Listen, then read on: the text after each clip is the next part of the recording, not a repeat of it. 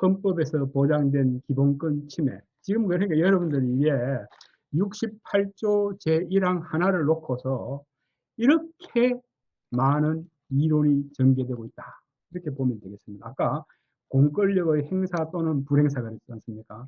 이게 이제 헌법 소원의 대상이란 말이죠. 어디서 어디까지를 공권력의 행사, 불행사에 해당한다고 볼 것이냐. 그 부분에 관해서 이렇게 많은 판례가 쌓여 있고 이론이 쌓여 있다. 이런 것을 본 바 있습니다. 그 다음에 또 하나의 요건으로서 헌법상 보장된 기본권을 침해받은 자. 이제 이걸 해석하는 겁니다. 헌법에서 보장된 기본권을 침해받은 자가 청구인이 될 수 있다. 이걸 청구인 적격을 갖추었다라고 얘기하는 겁니다. 자기의 그럼 뭐냐? 요 말 안에는 무슨 의미가 포함된다고 보느냐? 자기 관련성, 즉 자기의 기본권이 침해돼야 되고 직접성, 직접 침해돼야 한다. 직접. 그 다음에 현재 침해되어야 한다. 앞으로 침해될 것이 예상된다. 원칙적으로 이건 안 된다. 이런 내용입니다. 이제 이걸 해석하면 어떻게 되느냐? 헌법에서 보장된 기본권이라 하면 헌법의 명문으로 규정된 기본권, 그 다음에 헌법 해석을 통해서 도출되는 기본권. 이게 이제 보장되는 기본권이고. 예를 들어서 우리 현재 판례 가운데 국회의원의 질의권, 토론권, 표결권은 국회의원에게 부여된 권한이다. 따라서 기본권이라고 할 수 없다. 따라서 국회의원이 자기의 토론권, 표결권이 침해되었다. 헌법 소원을 내니까 그때 표결권은 권한이 침해된 것이지. 그래서 예를 들면은 권한이 침해됐으니까 기관 간 권한쟁의, 국회의장과 국회의원 간에 기관 간 권한쟁의로 다툴 수 있는 것은 변론으로 하고 헌법 소원은 안 된다. 그 얘기입니다. 자기 관련성, 원칙적으로 공권력의 행사 또는 불행사의 직접적인 상대방만이 자기 관련성이 인정된다. 그런 내용. 그 다음에 직접성, 직접 침해돼야 되는데 특히 법령에 대한 헌법 소원. 이건 아까 얘기했습니다만은 예를 들어서 법령, 조례라든가 대통령령 이런 것들 있지 않습니까? 이런 경우에도 구체적 집행 행위에 의하지 아니하고 자유 제한 의무 부과 이런 경우를 우리가 처분적 법령, 조례의 경우는 처분적 조례라고 하고 이런 경우는 직접성이 인정되어서 그걸 대상으로 헌법 소원을 청구할 수 있다. 예를 들면 재밌는 예가 나오는데 시행령에서 금치 처분을 받은 수용자는 집필을 금지한다. 예를 들어서 교도소에서 무슨 반정부 구호를 외치거나 과거에 있었던 사안인데 반정부 구호를 외치거나 하면 금치 처분, 따로 딱 처분을 하는 모양이에요. 나도 교도소까지는 안 들어가 봐서 정확한 내용은 잘 모르겠는데 나는 경찰서 유치장까지는 가봤어요. 그런데 그 교도소까지는 그 내가 그 산에 산불을 내가지고 실화를 해가지고 실화범으로 경찰서 유치장까지는 가봤는데 교도소까지는 안 가봤어요. 그래서 그런 경우에는 금치 처분을 하나 봐요. 그런 경우는 집필을 못하게끔 한단 말이에요. 시행령에 의해서. 그런 경우에는 이 시행령 자체에 의해서 내 기본권이 침해되었다. 라고 해서 헌법 소원을 받아들여준 사례가 있다. 판례가 있다. 그렇게 보면 되겠습니다. 현재성, 즉 기본권 침해가 현재 있는데 근데 장래에 있을 것이 확실한 경우 이런 경우는 현재성을 인정해 준다라는 그런 얘기죠. 권리 보호의 이익이다. 이 말이 종종 나옵니다. 이건 뭐냐면 일반 소송의 경우에도 소의 이익이라 소송을 제기했을 때 그로 인해 가지고 일반 법률 질서라든가 개인의 권리를 보호한다든가 이런 소의 이익이 있어야 돼요. 실익이 있어야 돼요. 실익이 없을 때는 괜히 국가기관이 그런 시간과 비용을 낭비할 필요가 없지 않습니까? 개인의 경우에도 마찬가지고 이런 경우를 권리보호이익, 즉 헌법 소원을 냈을 때 주관적인 권리 구제가 되든가 또는 객관적인 헌법 질서 보장이 돼야 된다는 겁니다. 그게 없을 때는 권리보호 이익이 없어서 요건을 갖추지 못했다라고 해서 각하될 수가 있다. 근데 예를 들어 이런 경우는 보면 인천공항 판례 중에 이거 과거 변호사 시험에도 이 문제가 나왔던 것 같은데 유사한 문제입니다. 인천공항 송환 대기실에서 있는데 변호인 접견 불허 처분이 나와요. 그러니까 예를 들어서 아마 이 케이스는 불법 체류자라든가 이랬을 겁니다. 아니면은 우리나라에 망명을 요청했는데 망명 허가되지 않았을 때 그런 경우는 인천공항에서 송환 대기실이 있는데 이 경우에 변호인을 만나지 못하게 한다. 변호인 접견 불허 처분. 이런 경우는 이미 이 사안이 헌법소원을 제기하고 헌법소원을 결정할 때는 이미 사안은 종료됐기 때문에 이 불허처분 취소해라 그래 본들 이 사람은 외국으로 송환됐다든가 또는 이 상황은 끝났을 거단 말이죠. 그러니까 권리 보호 이익이 없을 수 있는데 우리 헌법재판소는 객관적인 헌법 질서 보장 다음에도 또 송환 대기실에 갇혀 있을 때 변호인 접견을 불허할 것이 반복될 것이 예정되기 때문에 이런 경우에는 무엇이 헌법인가를 선언할 필요가 있다. 이런 경우에는 권리 보호 이익을 인정했다. 그런 사례가 있는 겁니다. 네. 그 다음에 이제 보충성의 원칙이라고 하는데 이 보충성의 원칙은 아까 헌법재판소법 제68조 제1항에서 얘기했듯이 다른 법률의 구제 절차가 있는 경우에 그 절차를 모두 거쳐야 된다. 이게 헌법소원은 본질적으로 예비적인 것이다. 그러니까 법률적인 분쟁은 법원에서 해결하는 것이다 말이에요. 헌법소원은 보충적, 예비적이고 최후에 하는 것이다 라고 하는 그런 성격 때문에 있는 것이다. 그런데 이런 보충성은 여러 가지 경우에 그 예외가 인정되고 있다. 그리고 이제 권리보호 이익 같은 경우는 이 내용입니다. 물포 직사 살수 행위 사건이라고 해서 2020년 4월 23일 날 최근에 내린 백남기 농문 물포를 직접 쏴서 살수하는 행위.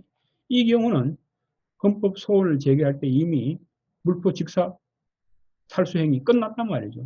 이 경우는 취소할 그런 사안은 아닌데 앞으로도 그런 소요 사태에 직사 살수 행위가 있을 수 있기 때문에 판단할 필요가 있다라고 해서 판단을 내린 사안입니다. 그래서 이 직사 살수 행위는 위헌이다. 이렇게 판단을 한 바 있다.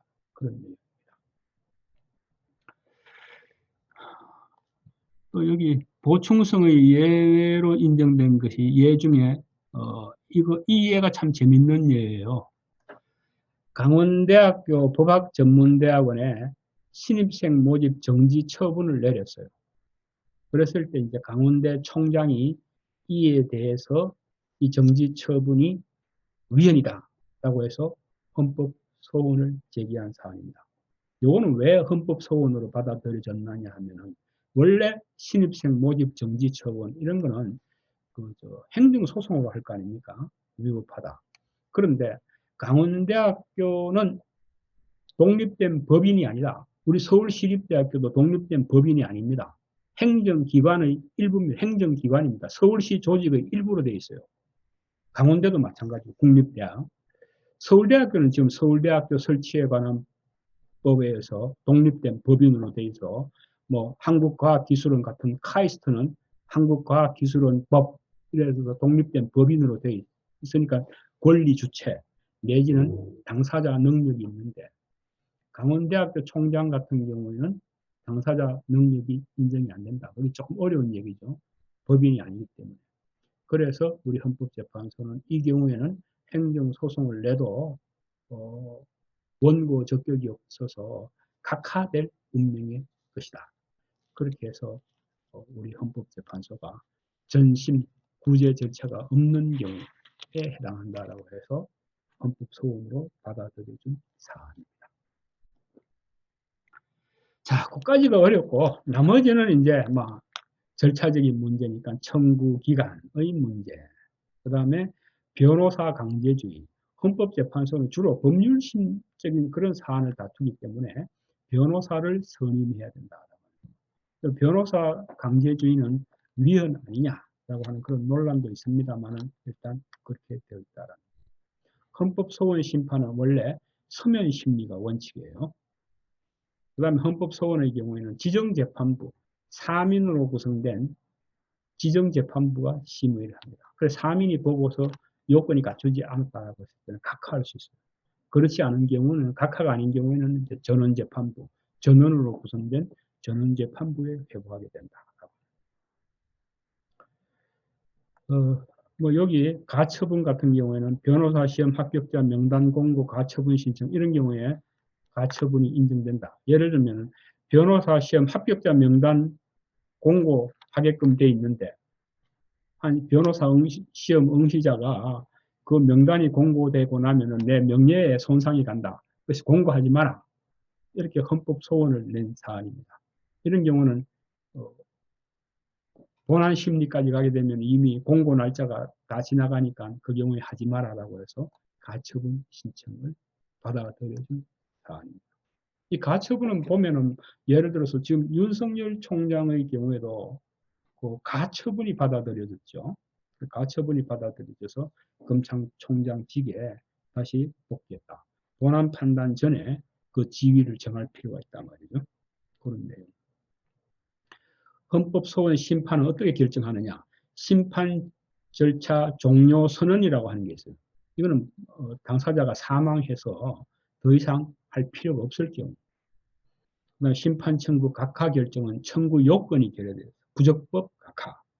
그다음 지정재판부가 되면은 심판 회부 결정을 하면은 본안 결정을 하는데 본안을 했을 때는 이유가 없을 때는 기각 결정을 하게 되고 이유가 있을 때는 인용 결정을 하게 되고 인용 결정을 하려면은 6인 이상의 찬성을 요구한다.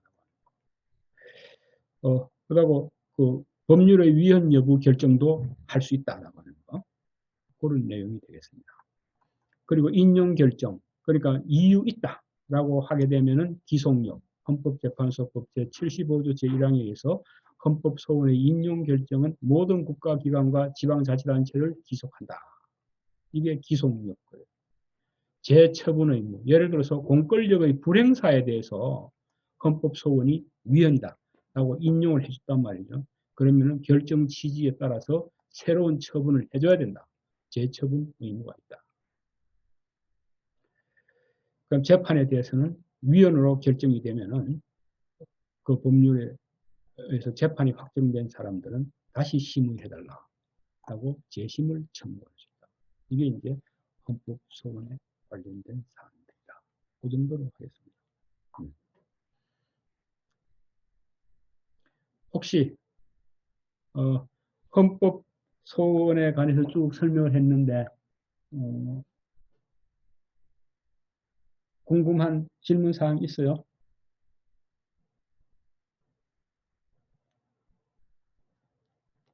없으면 어, 그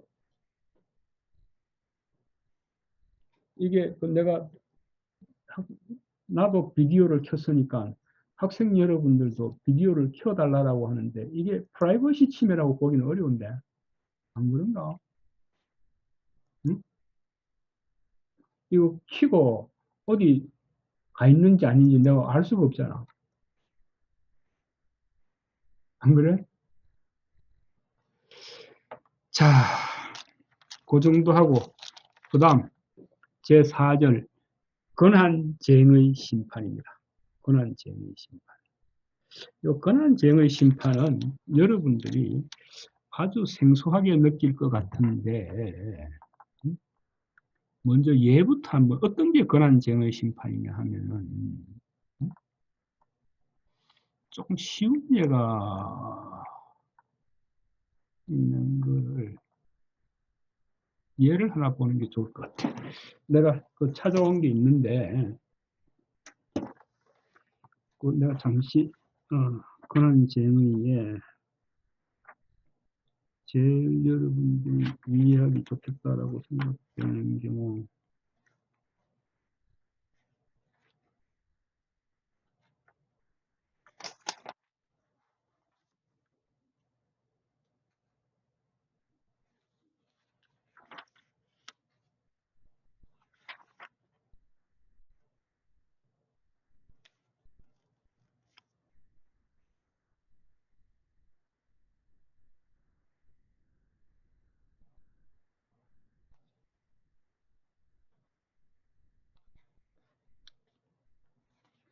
주로 국회에서 그 문제가 많이 생기는데,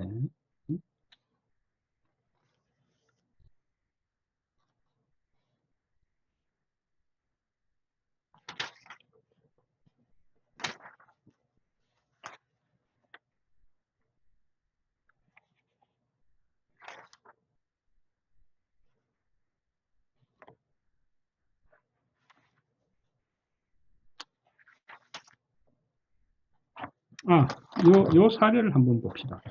그, 일반적으로 많이 생긴 문제는 국회의장이, 전에 보면은 날치기 통과라고 하지 않습니까? 날치기 통과를 하니까 국회의원이 자기의, 국회의원이 국회의장을 상대로 자기의 의안에 대한 토론권, 질의권, 표결권이 침해되었다라고 해서 국회의장과 국회의원 간의 권한쟁의 이런 게 있었고 조금 쉬운 걸로는 이런 걸 한번 봅시다.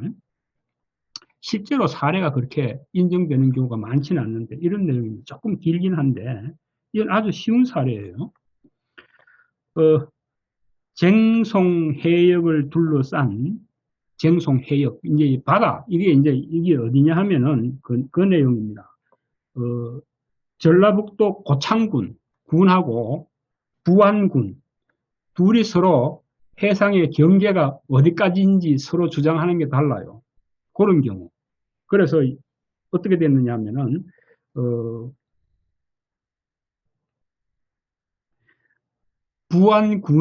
부안군이 어떤 사람한테 대해서 해상도 이렇게 해상은 공유 수면 아닙니까?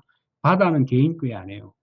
강과 바다는 개인 소유가 될 수 없어요. 그래서 그걸 공유 수면 그러는데 그 공유 수면을 사용하게 되면은 허가를 얻어가지고 점용료라든가 이런 걸 내야 돼요. 일부분 사용하니까.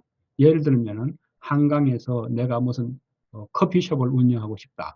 그럼 서울시에 그 한강에 대해서 공유 수면 사용 허가를 받아가지고서 일정 점용료를 내면서 고기를 사용하게 되는 그런 내용인데, 부안군이 그 공유 수면 사용하는 데 대해서 점용료를 부과했어요. 그 옆에 있던 고창군이 그 바다는 우리 땅이다. 우리 바다다.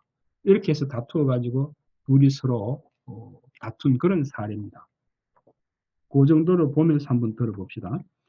쟁송 해역을 둘러싼 육지, 유인도, 무인도, 갯벌 등 지리상의 자연적 조건, 관련 법령의 현황, 연역적인 상황, 행정 권한 행사 내용, 사무 처리 실상, 주민들의 사회 경제적 권익을 고려하여 전라북도 고창군과 부안군 사이의 해상 경계를 확정하고 이를 바탕으로 부안군의 공유 수면 점용 사용료 부과 처분 중 고창군의 관할 구역에 대하여 이루어진 부분이 무효임을 확인한다.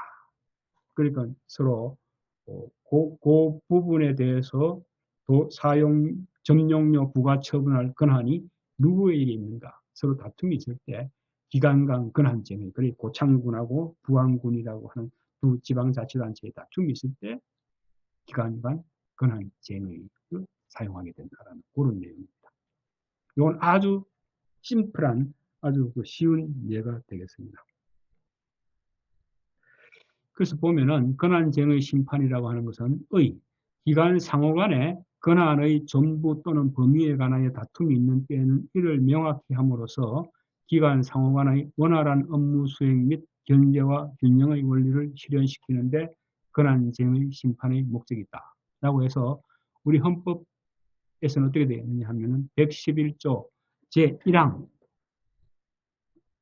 제1항 제4호 제1항 제4호에서는 국가기관 상호 간, 국가기관과 지방자치단체 간, 국가기관 상호 간 그러면 예를 들어서 국회하고 뭐 대법원하고를 포함할 수도 있고 국가기관과 지방자치단체 간, 예를 들어서 국회와 강남구 사이의 다툼 이런 경우 또는 지방자치단체 상호 간, 예를 들어서 부안군과 고창군 사이의 다툼, 권한쟁의가 있을 경우에 권한쟁의에 한다라고 하는 것입니다.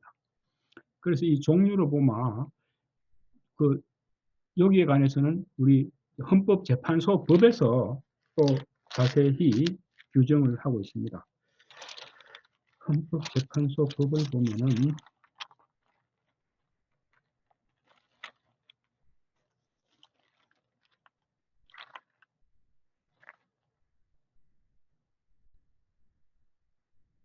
제 61조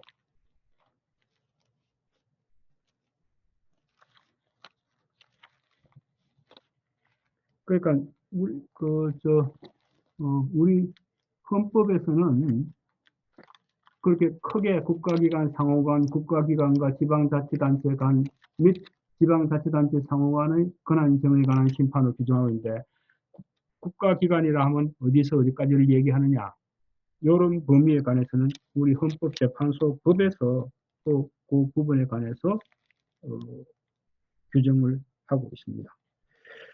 자, 그래서 우선 규정을 한번 보면은 김원태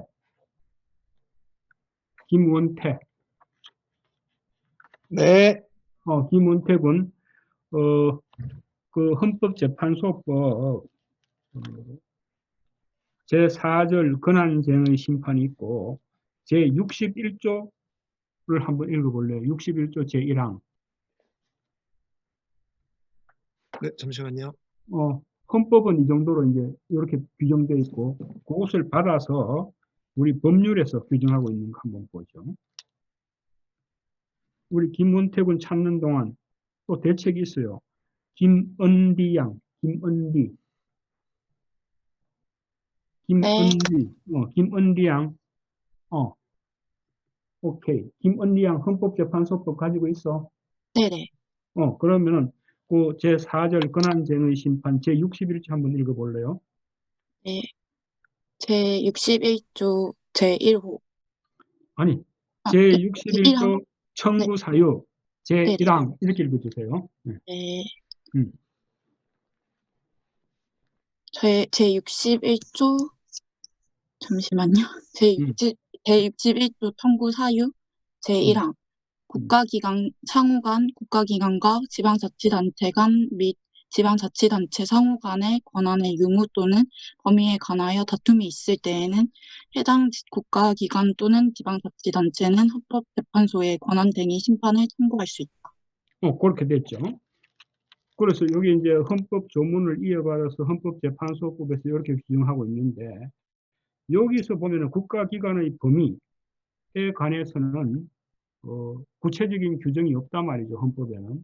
그래서 제62조에서 그 범위를 또 자세히 규정하고 있어요. 김원택은, 김원택, 네, 조문이 준비가 됐는가? 네, 주문 준비됐습니다. 제62조, 제1항 한번 읽어봐요. 제62조 권한쟁의 심판의 종류 1항 제1항. 권한쟁의 심 그렇게 네, 그래 잘하면 제1항 되는구나. 권한쟁의 심판의 종류는 다음 각호와 같다. 1호 제1호, 제1호 국가기관 상호 간의 권한쟁의 심판 국회, 정부, 법원 및 중앙선거관리위원회 상호 간의 권한쟁의 심판 그러니까, 잘했어요. 그 학생들이 내가 헌법재판소법을 준비해 와라라고 얘기할 때, 잘 따라 할까 조금 걱정을 했는데, 우리 지금 김은태 군, 김은리 양 다 4학년들인데도 뭐 아주 잘 준비해 와서 반갑습니다. 그래서 국가기관 그러면은 이제 법에서 규정하고 있어요. 국회, 정부, 법원, 중앙선거관리위원회 상호간의 권한쟁의 심판 이렇게 얘기하고 있거든요. 그런데 법에서 이 정도로 돼 있는데 또 우리 헌법재판소는 어떻게 해석하느냐 하면은 여기서 말하는 국회, 정부, 법원, 중앙선거관리위원회는 예시적인 것이다. 그러니까 다른 거, 뭐 국회의 부분기관들, 국회의장, 국회 상임위원회, 응? 교섭단체 이런 경우도 다 국가기관의 범위에 속한다. 이렇게 해석하고 있다라는 것을 참고 삼아 알아주면 좋겠습니다. 자, 그렇게 보면은 종류는 아까 방금 얘기했다시피 우리 법에서 이렇게 규정하고 있었죠. 그래서 헌법재판소의 권한쟁의 심판권과 법원의 행정재판권 요거 두 개 사이가 다투어지죠. 예를 들어서 요거 아까 내가 설명하긴 했는데 다시 한번 봅시다. 헌법재판소 관장되는 소송을 기관소송 사항에서 제외한다. 이게 행정재판소 행정소송법에 이렇게 규정이 되어 있어요. 기관소송. 지금 뭐 행정소송법까지 찾아서 읽어보면 좋을 텐데 그것까지 하기는 어렵고 행정소송법 제3조 제4호에서 기관소송은 어떻게 규정하고 있느냐 하면은 국가 또는 공공단체 기관 상호간의 권한의 전부 또는 그 행사에 관한 다툼. 요거는 행정소송의 하나의 유형으로서 기관소송에 의해서 해결하라. 행정소송법이 이렇게 규정되어 있거든요. 그런데 행정소송법에서 다만 헌법재판소법에 의해서 헌법재판소의 관장사항으로 되는 소송은 제외한다. 이렇게 되어 있거든요. 헌법재판소에서 관장사항으로 하는 것은 여기서 얘기했다시피 국가기관 상호간이라든가 국가기관과 지방자치단체 상호간, 지방자치단체 상호간 이거는 다 권한쟁의로 헌법재판소의 권한쟁의로 해결하라는 겁니다. 그럼 남은 건 뭐냐? 국가 또는 공공단체 기관 상호간의 권한의 전부 또는 행사단 말이죠. 국가는 지금 기관 간 권한쟁의로 넘어갔죠. 공공단체도 기관, 지방자치단체 상호간 이런 경우는 권한쟁의로 넘어갔어요. 그럼 남은 건 뭐냐? 공공단체 내부의 기관 상호간. 예를 들어서 서울특별시라고 하는 공공단체가 하나 있으면은 서울특별시 교육감하고 서울특별시장 이렇게 공공단체 내부에서 권한 다툼이 있을 경우에만 기관 소송으로 해결하라. 이렇게 되어 있습니다. 그래서 헌법재판소 권한쟁의 심판하고 법원의 행정재판권은 그렇게 구분이 되어 있다. 이렇게 살펴보면 좋겠습니다. 그 청구권자 이제 행정 권한쟁의 심판의 청구와 관련해서는 청구권자로서는 당사자 능력, 일반적으로 누가 당사자가 될 수 있느냐? 국가기관이라든가 지방자치단체라고 하고 있기 때문에 서울특별시, 그죠? 서울특별시장이 아니라 서울특별시, 지방자치단체, 지방자치단체장, 서울특별시는 지방자치단체고 서울특별시 시장은 지방자치단체의 장이기 때문에 두 개의 지위는 구분됩니다. 권한쟁의는 누구하고 누구냐? 국가기관과 지방자치단체 간의 다툼이니까 서울특별시와 행안부 장관 이렇게 다툼이 생긴다. 그렇게 보면 좋겠습니다. 그게 이제 보면. 그다음에 적격은 누가 가지느냐? 그 중에서도 처분이나 부작위로 인하여 자신의 권한이 침해당했거나 현저한 침해 위험이 있는 경우를 얘기한다. 그래서 이 청구할 수 있는 기관에 관해서는 우리 헌법재판소가 상당히 범위를 확장해서 해석하고 있다. 청구 사유는 피청구인의 처분 또는 부작위가 청구인의 권한을 침해하였거나 침해할 현저할 위험이 있는 경우 제61조 2항에 의한 경우다 말이죠. 자, 우리 박상은 양, 박상은 아까 출석 때문에 걱정을 했던 것 같은데 박상은 어디 안 가고 잘 있네. 박상은 양 그러면 헌법재판소법 제61조 제2항 한번 읽어볼래요?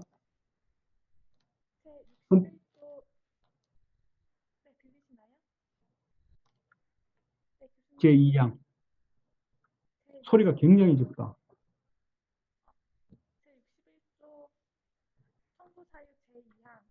잘 안 들려. 소리가 너무 적어서 안 되겠다.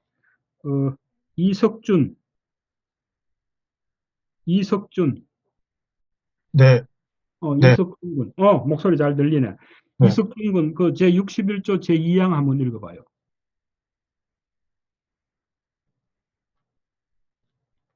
11조 2항 말씀이십니까?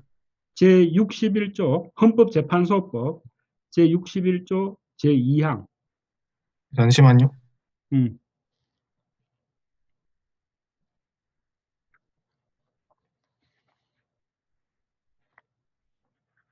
그 고학년 4학년 학생인데 내가 그 조문을 읽으라 그래서 좀 미안하게 생각 드는데 원래 법학 공부는 이렇게 조문을 놓고 공부하는 훈련 한번 시켜보는 거예요. 네, 헌법재판소법 제61조 제2항 제1항의 심판 청구는 피청구인의 처분 또는 부작위가 헌법 또는 법률에 의하여 부여받은 주민의 권한을 침해하였을 때 침해하였거나 침해할 현저한 위험이 있는 경우에만 할 수 있다. 예, 이렇게 돼 있거든요. 이걸 해석하면은 이 권한쟁의 심판 청구는 피청구인의 처분 또는 부작위. 예를 들어서 아까 얘기했다시피 부안군이 뭐 부안군입니까? 고창군입니까? 부안군이 처분 또는 부작위. 예를 들어서 뭐 점용료 부과 처분, 그죠? 부작위가 헌법 또는 법률에 의해 부여받은 청구인의 권한. 그러니까 그 헌법 소원은 헌법상 기본권이 침해당해야 되는데 권한쟁의는 권한을 다투는 거니까 헌법상 권한뿐만 아니라 법률상 권한을 침해당했을 때도 제기되는데 또 침해할 현저한 위험이 있는 경우에만 할 수 있다. 그러니까 침해당한 자가 권한쟁의를 할 수 있는 거 아닙니까? 그걸 당사자 적격이라고 하고 청구인 적격, 청구인이 될 수 있는 자격을 청구인 적격이라고 한다. 그렇게 볼 수 있겠습니다. 이것에 관해서 그 재미있는 판례가 하나 있어서 내가 거기에 써놨는데 이것도 역시 권리보호 이익이 있어야 돼요. 그래서 내가 판례를 어떤 경우에 권한쟁의 심판을 제기하느냐라고 했을 때 국회의장과 상임위원이 국회의장이 상임위 강제 사임시킨 거 이걸 가지고 전에 보면 왜 국회 상임위원회 사보임 그래가지고 지난번에 막 그 국회에서 사보임 반대한다 이러면서 막 그거 농성해서 지금 그게 수사 중에 있지 않습니까? 이게 무슨 얘기냐면은 내가 한번 읽어볼게요. 국회의원과 국회의장 간의 권한 쟁의입니다. 어떻게 해서 권한 쟁의가 생겼느냐 하면은 이 사건과 같이 상임위원회 위원의 개선, 즉 사보임 행위. 예를 들어서 A라는 국회의원이 보건복지위에 소속돼 있다. 그런데 국회의장이 그 보건복지위에 소속돼 있는 국회의원을 정무위로 보냈단 말입니다. 그 보건복지위를 사임시키고 정무위로 보내는 거에 보임했다는 겁니다. 이거는 국회법 규정에 근거하여 국회 관행상 빈번하게 행해지고 있고 그 과정에서 당회위원의 의사에 반하는 사보임이 이루어지는 경우도 얼마든지 예상할 수 있으므로 나는 뭐 정무위에 갈 생각이 없는데 국회의장이 보냈다는 겁니다. 청구인에게 뿐만 아니라 일반적으로 다시 반복될 수 있는 사안이어서 헌법적 해명의 필요성이 있으므로 이 사건은 심판의 이익이 있다. 즉 이 사람이 다시 보건복지위로 또 돌아왔어요. 그러니까 이미 돌아왔으니까 끝난 거 아니냐. 근데 반복될 위험이 있으니까 헌법적 해명을 해갖고 다음부터 어떻게 해야 될 것인가에 대해서 헌법재판소가 해명해 둘 필요가 있다. 라고 해서 권리 보호 이익을 인정한 그런 케이스입니다. 그 권한쟁의 심판 절차라든가 뭐 결정 이런 경우는 참 권한쟁의 심판은 다른 것하고 달라갖고 참석 재판관 과반수의 찬성을 해요. 헌법 소원의 경우는 인용하려면 6인 이상 찬성인데 권한쟁의만 과반수의 그냥 권한 다툼이니까 과반수의 결정으로 하고 있다라고 하는 그런 내용입니다.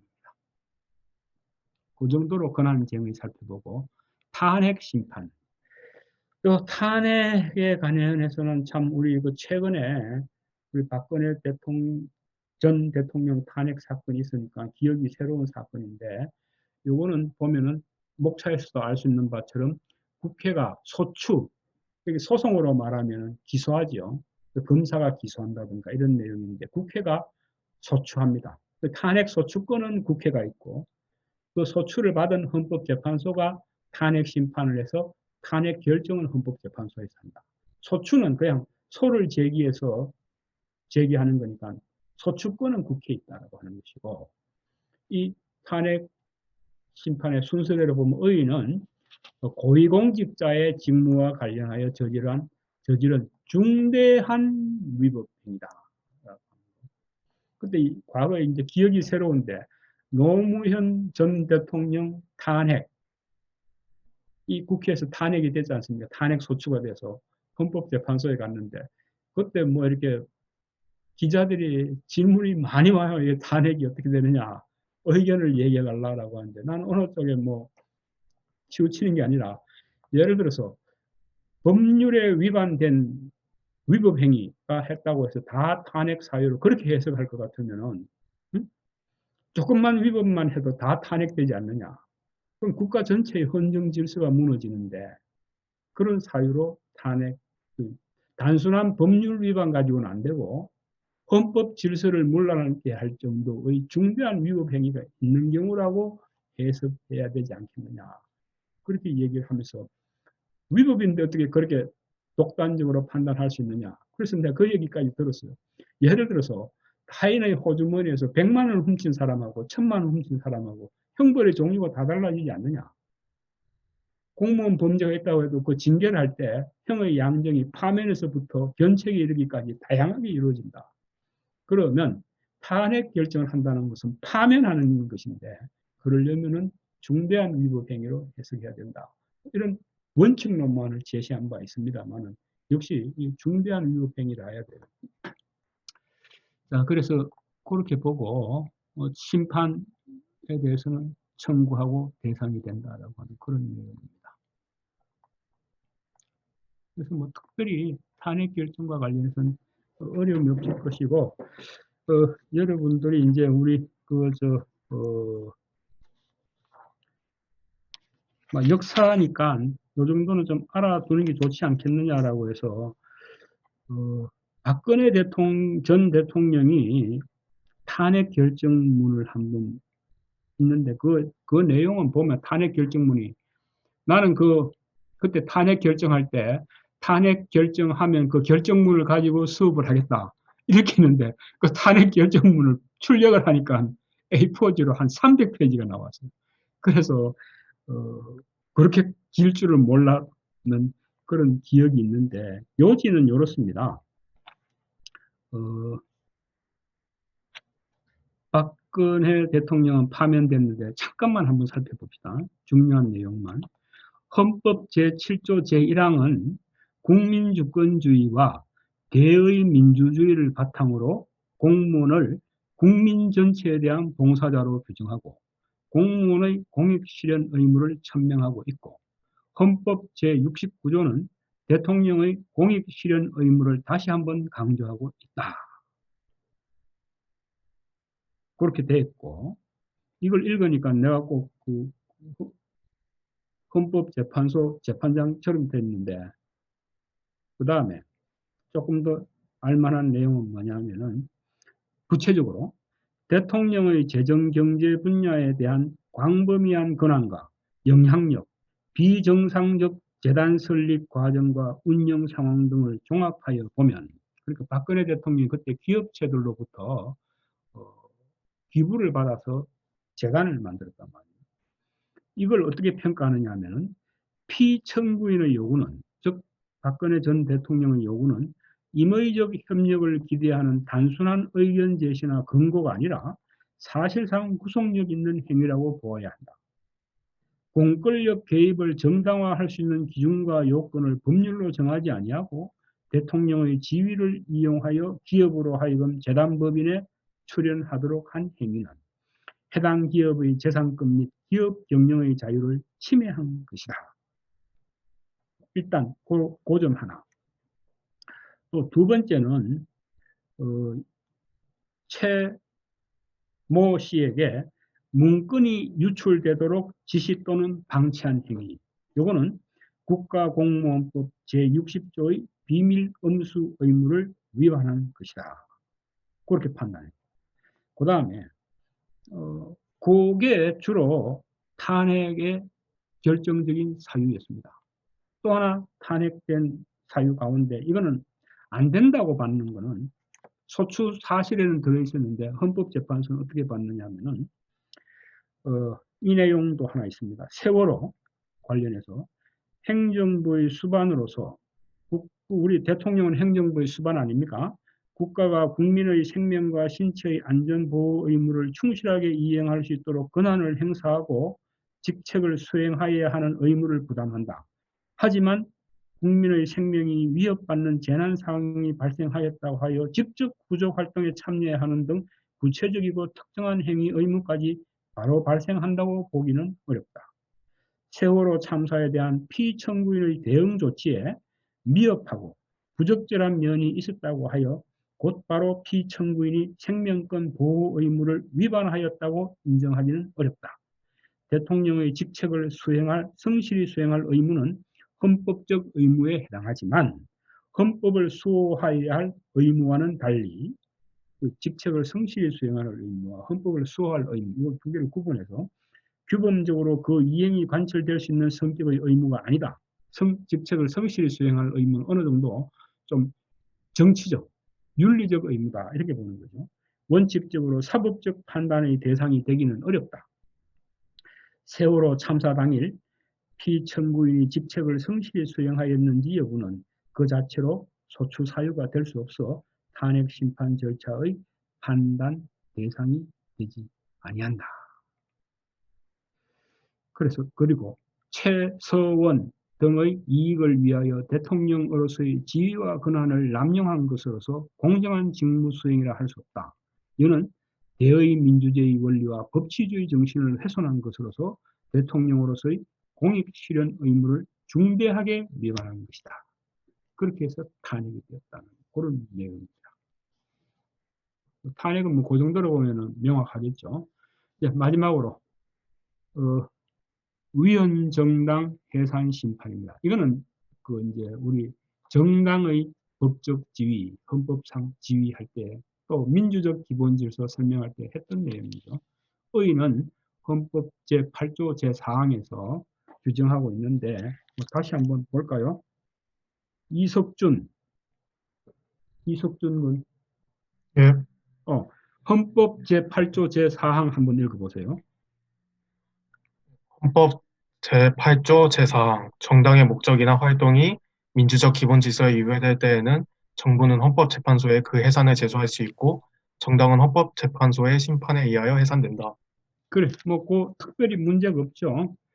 그렇게 보고, 그 다음에 정부는 이 사례는 2013년 통합진보당에 대하여 위헌정당 해산 심판 청구를 했고, 그 다음에 위헌정당 해산 결정은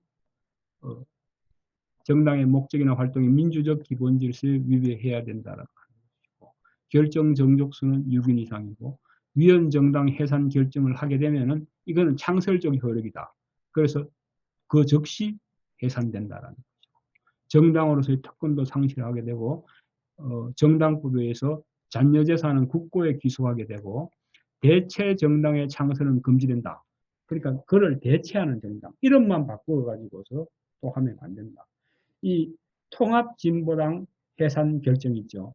이것도 보면은 한 300페이지 돼요. 결정문이. 그 정도로, 그래서 보면은 정당을 해산을 결정한다. 이거는 민주주의에 굉장히 중요한 사항이지 않습니까? 대통령을 탄핵한다. 이건 굉장히 중요한 사항이라서 뭐 자세하게 한 300페이지 정도 되는 그런 책이 하나 될 정도의 그런 결정문이 있다. 그런 내용이 되겠습니다.